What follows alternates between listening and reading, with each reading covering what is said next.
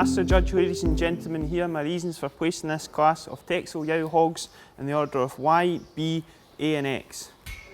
My leader, Y, although I would like to see her with more width in through her chest floor and in behind her rear legs and maybe slightly fuller in behind the shoulder, though make no mistake, she's by far the most outstanding pedigree sheep in the class, with by far the most style, character and ring presence and most desirable combination between power and femininity.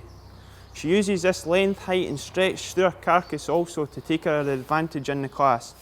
She's by far strong and square of her nose end and wide and open of her nostrils. She's dished of her face with plenty of width and depth the side face, a strong jawline and by far the biggest, boldest eye in the class, with by far the most desirable dark pigmentation around the eyes and eye drops, with flashy, large, well-handled ears held at a sharp and high angle to the air, and that head completely covered in silky white, smooth, desirable hair, and she holds this head by far the highest in the class and shows herself off the best.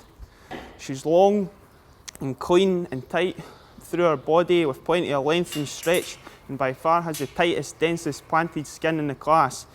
And she's by far stronger down through her rear pasterns to really give her advantage over B. B and A are a similar pair with powerful, strong, meaty carcasses with plenty of flesh and stronger bones.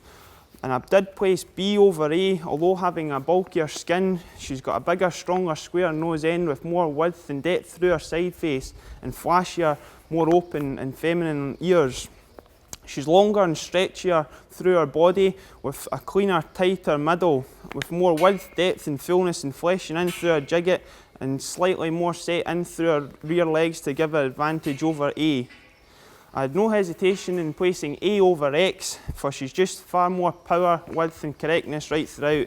She's a stronger, squarer nose end with more dish to the head. She's more width and depth and powery side face and far more definition and muscling about her head, with a bigger, bolder eye, flashier, larger, more feminine ears and by far more silkier, smoother hair completely covering her head.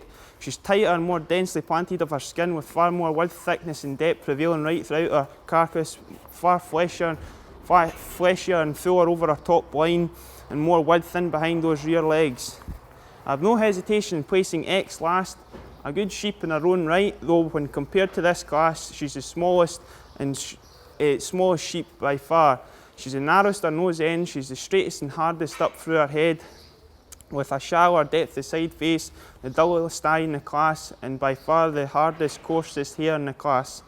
She's narrower over top line and just doesn't have that same bulk when compared to the rest in the class, and that concludes my reasons for placing them in the order of Y, B, A and X.